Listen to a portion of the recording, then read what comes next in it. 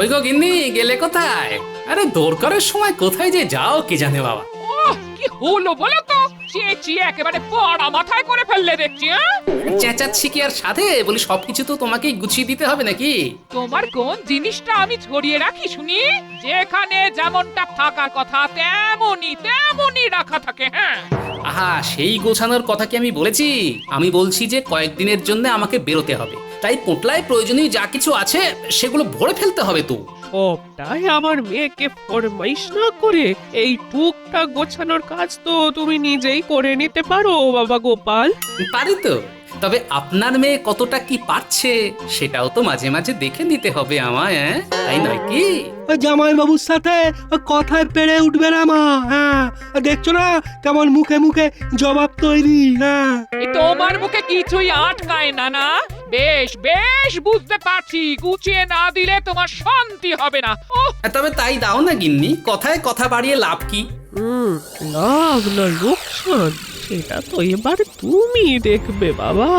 আমার ছেলেকে এলে বেলে ভাবা, এবার এই ছেলেকে দিয়েই তোমাকে পেঁচে ফেলবো। তুমি যে কদিন থাকবে না সেই সুযোগটাই কাজে লাগাতে হবে। মহারাজকে দেখে যেন মনে হচ্ছে বেশ চিন্তামগ্ন। শারীরিক কোনো সমস্যা হলো না তো আবার? না না, শরীর আমার ভালোই আছে, তবে চিন্তা যা সে তো মনে। কেন মহারাজ, মনের কোণে কি এমন বাসা বাঁধলো নির্জনে? ব্যাস, কবি তবে এবার লেগে পড়বে খোঁজাখুঁজিতে। আমিও তো তাই ভাবছি, এবার ওদের খোঁজে শান্তি সিপাই পাঠাতে হবে কিনা। কাদের কথা বলছেন মহারাজ? আপনার ওই প্রতিনিধি দল? হ্যাঁ হ্যাঁ হ্যাঁ, কোথাও কোনো গোল পাকালো কিনা কে জানে। চিন্তা একটা হচ্ছে বই কি। নবাবের কাছে পাঠিয়েছে ওদের, ওরা যে এখন কি খবর নিয়ে আসে। আসবে নয়, এসে গেছে। আরে আরে, এই তো তোমাদের জন্যই তো অপেক্ষা করছিলাম। যেমন দল বেঁধে গিয়েছিলাম সেইভাবেই দল বেঁধে ফিরে এসেছি মহারাজ। আর কাজের কাজও যা করার করে এসেছি। আরে সেই কাজের কথাটাই তো শুনতে চাইছি। তবে তো আমাকেই বলতে হয় মহারাজ, ভালো খবরটা হলো নবাব কৃষ্ণনগরের সঙ্গে অন্য রাজ্যের ব্যবসায় আগ্রহ দেখিয়েছেন। বাবা, বেশ বেশ বেশ বেশ। তবে এখানেই শেষ নয়, কি কি আমদানি রপ্তানি হচ্ছে সে ব্যাপারে নবাব নজর রাখবেন আর যাচাই করে নেবেন। কি মুশকিল! তাহলে চিন্তা তো একটা রয়েই গেল। চিন্তার কি আছে মহারাজ, এতটা যখন করেই দিলাম তখন বাকিটা না হয় গোপালই সামলে দিক। কোন ব্যাপারটা বলছো মন্ত্রী?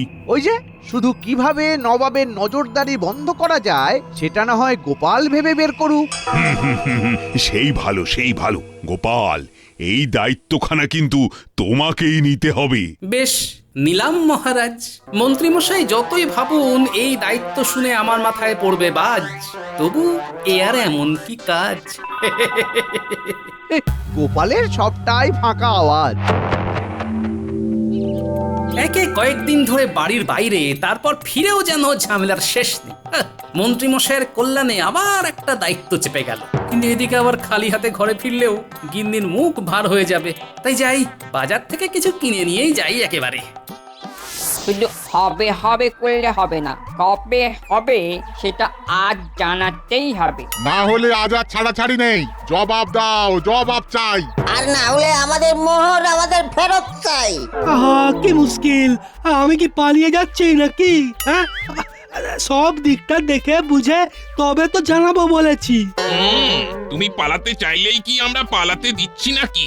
কিন্তু ওকে ধরেছো কেন সেটাই তো জানা হলো না, সেই কথাটাই আগে বলো দেখি। ওই তো গোপাল দাদা নিজেই এসে গেছে। জানি না বললে তো হলো না, তুমি তো সবটাই জানো।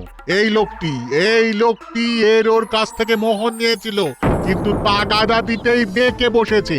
সে না হয় বুঝলাম, কিন্তু আমি এই কথাটা জানবো কি করে? বারে, তুমি জানবে না তো জানবেটাকে? ইনি তো তোমার নাম করে মোহর চেয়েছেন আমাদের কাছ থেকে। হ্যাঁ, তুমি যখন এসেই গেছো তখন আর ওর মুখ থেকে কেন, তোমার মুখ থেকেই শুনি। বলো দেখি, আমাদের চাকরির কি ব্যবস্থা হলো বলো। চাকরি? কই, এই ব্যাপারে কিছুই তো আমি জানি না। এখন জানি না বললে তো চলবে না, তুমিই তো নাকি রাজসভায় চাকরি পাইয়ে দেবে, তাই ওর কথায় বিশ্বাস করে আমরাও অর্থ দিয়েছি ওকে। হ্যাঁ, মানে না মানে ওই আর কি, ওই চাকরি কি আর এমনি এমনিই পাওয়া যায়? তাই আর কি। আহ, আহ, তাই তুমি গ্রামবাসীদের কাছ থেকে অর্থ আদায় করবে, হ্যাঁ? আর তোমরাও সবাই শুনে রাখো, কেউ যেন ভুলেও ওর কথায় বিশ্বাস করো না। আমার কিন্তু এই ব্যাপারে কোনো দায় নেই। আমাদের একটা কিছু ব্যবস্থা না করে দিলে আমরাও ছাড়বো না।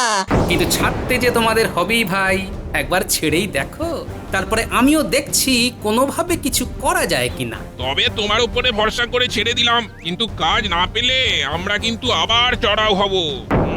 খেয়াল থাকে যেন। ছেড়ে যখন দিয়েছে তখন ঘরের ছেলে ঘরে ফিরে যাওয়া সুরসুর করে, আমি বরং বাজার ঘুরে যাই ততক্ষণে। যাক বাবা, এবারের মতো বেঁচে গেলাম। তবে সবটাই হয়েছে মায়ের জন্য, তাই ওই মাকে গিয়েই পাকড়াই।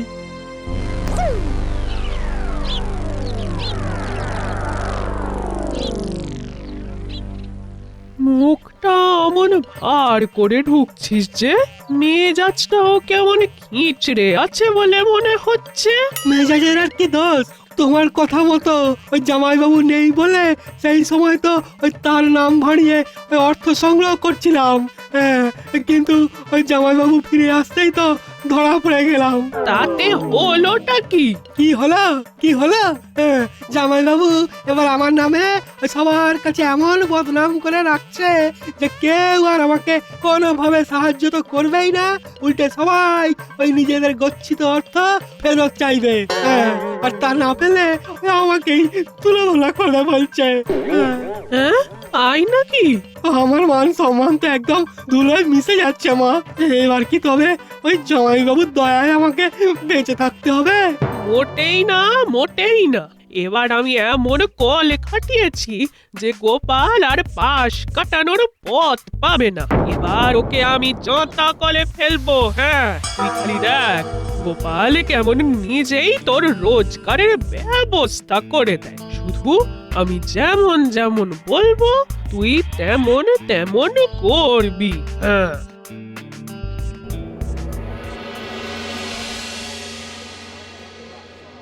আমাদের চুপ করে বসে থাকলে হবে না, কিছু একটা করতে হবে।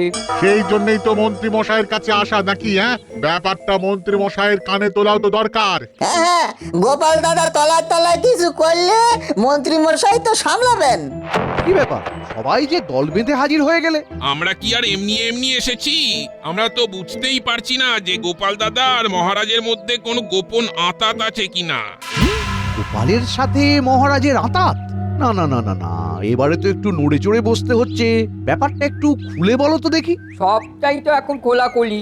গোপাল দাদা শ্যালককে দিয়ে মহারাজের কাছে চাকরি দেওয়ার নাম করে অর্থ আদায় করছে।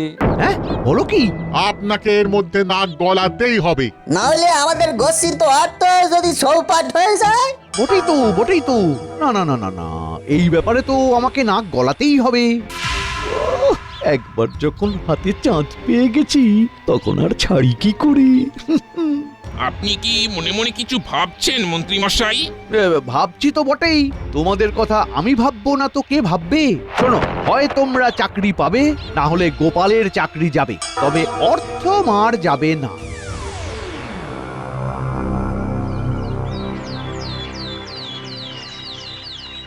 এবার মনে হচ্ছে মন্ত্রীরও গোপালের রোগ লেগেছে। আসবো আসবো করছে, কিন্তু এসে আর পৌঁছচ্ছে না। মন্ত্রী মশাই 5 কাজের মানুষ, তাই কখন কোথায় দেরি হয়ে যায় তা কি আর আগে থেকে বলা যায়? বিলক্ষণ কর্মই তো মন্ত্রী মশাইয়ের ধর্ম। উনি নিশ্চয়ই সব কাজ মিটিয়ে এক্ষুনি চলে আসবেন। আর একটু অপেক্ষা করুন। অনেক তো হলো, এবার না হয় মন্ত্রী মশাইকে তৈলমর্দন করা বন্ধ করুন। হ্যাঁ হ্যাঁ, আলোচনাটা অন্যদিকে চলে যাচ্ছে। তাহলে গোপাল, তুমি বলো, নবাবের ব্যাপারটা নিয়ে কিছু কি ভাবলে? বলো গোপাল, এর সঙ্গে রাজ্যের আর্থিক সমৃদ্ধি জড়িত। রাজ্য সমৃদ্ধ হোক না হোক, গোপাল তো হচ্ছে, তাহলেই হবে। এই তো মন্ত্রী মশাই এসে গেছেন, আর এসেই মনে হচ্ছে একটা বোমা ফাটাবে। এইসব কি বলছো মন্ত্রী? ঠিকই তো বলছি মহারাজ। গোপাল এখন নিজের আখের গোছাতেই ব্যস্ত, তাই রাজ্যের কথা ওর না ভাবলেও চলবে। ব্যাপারটা একটু খোলসা করো দেখি। গোপালের শ্যালক মোহর নিয়ে মহারাজের কাছে চাকরি দেওয়ার প্রতিশ্রুতি দিয়ে বেড়াচ্ছে। গোপালই বলুক না রাজ্যে এইসব কি হচ্ছে। তাই নাকি? তাহলে তো গোপালেরও কিছু নগদ আমদানি হচ্ছে। গোপাল রোজগারের ভালো উপায় বার করেছে, হ্যাঁ। শ্যালক নিচ্ছে আর গোপাল পাচ্ছে। ছি ছি ছি গোপাল, এসব কি হচ্ছে? শেষে কিনা এইভাবে অর্থ সংগ্রহ করতে শুরু করলে? মহারাজ, আপনিও বিশ্বাস করেন যে আমি এরকম করতে পারি? এ সবই আমাকে না জানিয়েই হয়েছে মহারাজ। হ্যাঁ, তুমিও বোঝাবে আর মহারাজও বুঝে যাবে। বাহ, চোর তো সব সময় বলে আমি চুরি করিনি। না না গোপাল, যা রটে তার কিছুটা তো ঘটেই বটে। বুঝতে পারছি মন্ত্রীমশাই খোলা জলে মাছ ধরতে নেমে পড়েছে। এখন প্রতিবাদ করেও কাজ হবে না। দেখুন মহারাজ, দেখুন দেখুন, আর গলার জোর নেই। এখন কেমন বিড়বিড় করছে দেখুন দেখুন। শোনো গোপাল, এই প্রচারের দায় কিন্তু তোমাকেই নিতে হবে, আর এই ব্যাপারে যাবতীয় ঝক্কি ঝামেলা তোমাকেই সামলাতে হবে। তাই হবে মহারাজ।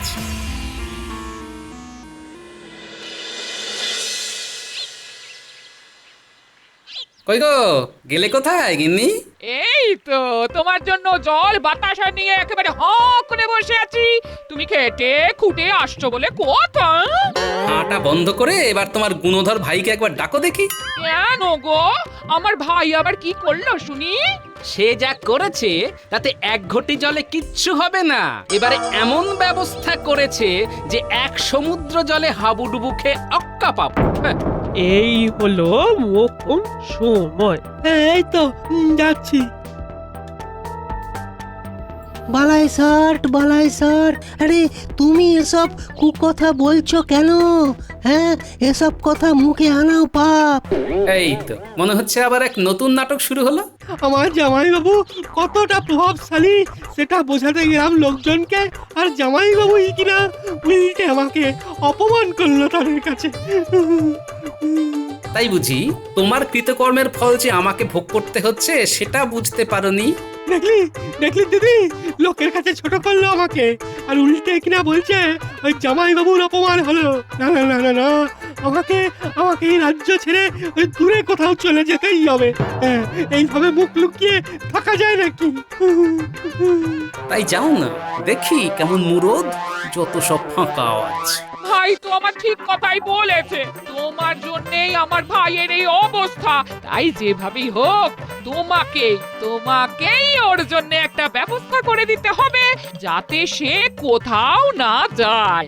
যা বুঝছি গিন্নির মুখ চেয়ে হলেও আমাকে শ্যালকের জন্য কিছু একটা করতে হবে, তবে একই সঙ্গে আমার নিজেরও মুখ রক্ষা করতে হবে। কি হলো বলো তো? কি আমার বিড়বিড় করছো? বিড়বিড় নয়, চিড়বিড়। হ্যাঁ, এখানে থাকলে না গাটা কেমন ওই চিড়বিড় চিড়বিড় করছে। যাই, গায়ে বরং একটু বাইরের হাওয়া লাগিয়ে আসি। সে তো করবেই। সাত করে জল বাতাসা সাজিয়ে রাখছিলাম কি না? যাও না যাও, যেখানে থাকলে শান্তি পাবে সেখানে যাও।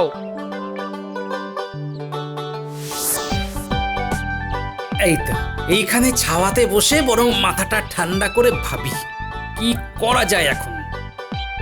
এমন কিছু করতে হবে যাতে সাপও মরবে আবার লাঠিও ভাঙবে না। কিন্তু এ কি, বাচ্চারা এমন সময় পাঠশালা থেকে ফিরে আসছে যে? রাজসভা থেকে ফিরে পণ্ডিতের তখন ওদেরকেই পাঠদান করার কথা। এ কি গোপাল দাদু, তুমি এখানে? তার আগে তোরা বল দেখি, পাঠশালায় ফাঁকি দিয়ে তোরা ঘোরাঘুরি করছিস যে? আমরা আর পাঠশালায় যাব না। সে কি, কেন? সেখানে পণ্ডিত মশাই শিক্ষামূলক কাজ বলে মাটি কোপানো, গাছে জল দেওয়া, আগাছা পরিষ্কার সব কিছু করায়। তার মানে পণ্ডিত তোদের কাজে লাগায়? এইভাবে আমরা আর কাজ করব না। কি গোপাল দাদু, তুমি হাসছো? তোরা না করলেও আমি বুঝে গেছি যে আমাকে কি কাজ করতে হবে। তোরা আমার বুদ্ধি খুলে দিয়েছিস। তার মানে তুমি এবার এই বুদ্ধি কাজে লাগাবে না? একদম, এবারেই তো কাজের কাজটা হবে রে।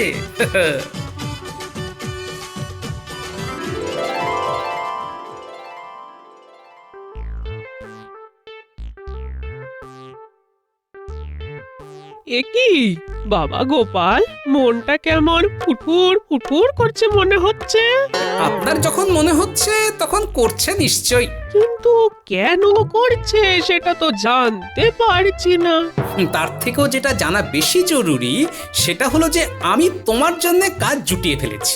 রে, দেখলি তো কি বলেছিলাম আমি।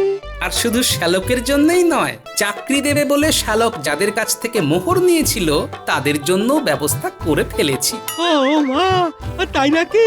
তাদেরকেও গিয়ে বলে দাও ভাই যে তাদের জন্যও কাজ জুটিয়েছি, সবাই যেন তৈরি থাকে। তৈরি হবে, কিন্তু কিসের জন্য?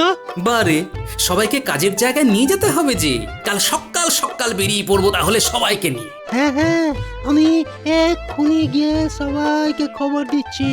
সবাই একেবারে ঠিক সময় জড়ো হয়ে যাবে। হ্যাঁ,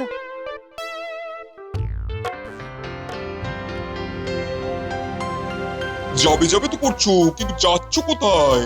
এই তো মানে যাচ্ছি তো, কিন্তু কোথায় যাবো জাহাপানা? নজরদারি ঠিক মতন হচ্ছে কিনা সেটা দেখতে যেতে হবে না? হবেই তো মানে হচ্ছেই তো। কি সব হচ্ছে হচ্ছে বলে যা, চলো তো। মানে প্রহরী মোতায়েন করা আছে না জাহাপানা, কৃষ্ণনগর থেকে যে সম্পদ যেখানেই পাঠাক না কেন আপনাকে এড়াতে পারবে না জাহাপানা। বাবা, বেশ বেশ বেশ বেশ, এবার কৃষ্ণচন্দ্র জব্দ হবে, ঘোড়া ডিঙিয়ে আর ঘাসটি খেতে পারবে না।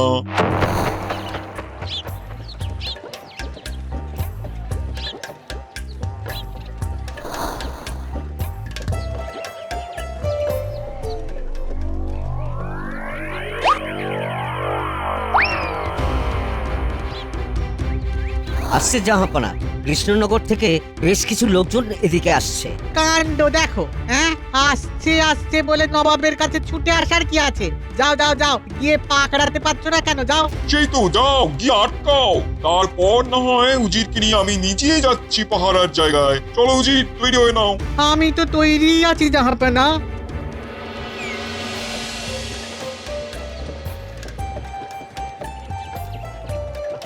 তাহলে তোমরা তৈরি হয়ে এসেছো তো সবাই? হ্যাঁ হ্যাঁ, তৈরি হয়েই এসেছি। মহারাজের কাজ করব বলে কথা, তৈরি তো হতেই হবে। কিন্তু মহারাজের কাজ বলে আমাদের একেবারে মুর্শিদাবাদে নিয়ে চলে এলে যে। কাজ কি এখানেই করতে হবে? আমি তো সেই কথাই ভাবছি। এবার যে আমাকেই সবার কাছে জবাবদিহি করতে হবে। আহা, মহারাজের কাজ কি শুধু কৃষ্ণনগরেই আছে? এই রাজ্য ওই রাজ্য কত দিকেই তো ছড়িয়ে আছে। তোমরা যেখানেই যাবে সেখানেই মহারাজের প্রতিনিধি। এই থামো থামো থামো, তোমাদের এখন খানা তল্লাশি চলবে। জাহাপনার হুকুম আছে। নবাবের হুকুম যখন, তখন হুকুম তো তামিল করতেই হবে। হ্যাঁ, তার মানে আমরা কি চোর না ডাকাত যে তল্লাশি করবে? হ্যাঁ, তা বলে আমাদের দেখতে হবে না গাড়িতে করে কি আসছে? কি সম্পদ রপ্তানি হচ্ছে কৃষ্ণনগর থেকে সেটা তো জানতেই হবে। সব সম্পদই তো আপনার চোখের সামনে আছে জাহাপনা। কি সম্পদ? কেন, এই যে মানব সম্পদ। এটা কেমন হলো? তাহলে বুঝিয়েই বলি, মানুষের চেয়ে বড় সম্পদ আর কি হয় জাহাপনা? মানুষ তো সব কাজে লাগে। তাই তুমি গাড়ি বোঝাই করে মানুষ নিয়ে এসেছো? একদমই তাই। আমার শ্যালকের নেতৃত্বে বাকি লোকজনকে নিয়ে পড়শি রাজ্যে যাচ্ছি। এরা সবাই সেখানে কোনো না কোনো কাজ করবে। যা বুঝলাম তাতে তো তোমাদের যেতে দিতে হবে। কিন্তু এক্ষুনি নয়। কারণটা কি শুনি? নবাব বাহাদুর নিজে মুখেই বলেছিলেন যে সম্পদই যাক যাচাই করে দেখবেন। তাই এইসব মানব সম্পদও ঠিকঠাক কিনা সেটা বেশ কিছুদিন রেখে বুঝতে হবে। এই বেশ ফাঁপড়ে পড়ে গেছি মনে হচ্ছে। বেশ তো, এবার নয় বলে ফেলেছি বলে এদেরকে কোনো না কোনো কাজ দিয়ে দেখবো। তবে এরপর থেকে যাচাইয়ের আর কোনো দরকার নেই। কিন্তু মুখের কথায় যে কাজ হবে না জাহাপনা, আপনাকে একেবারে লিখে দিতে হবে যে আর নজরদারি করবেন না। কিন্তু তাই বলে আমরা এখানে কাজ করব, তা কি করে হয়? হতেই হয়, না হলে যে কথার খেলাপ হয়। সবাই কাজ করবে বলে কথা দিয়েছিলে, এবার এখানেই নবাবের নজরদারিতে তোমরা কাজ করবে। এবার তো তাই করতে হবে মনে হচ্ছে। না হলে নবাবই বা আমাদের ছাড়বে কেন?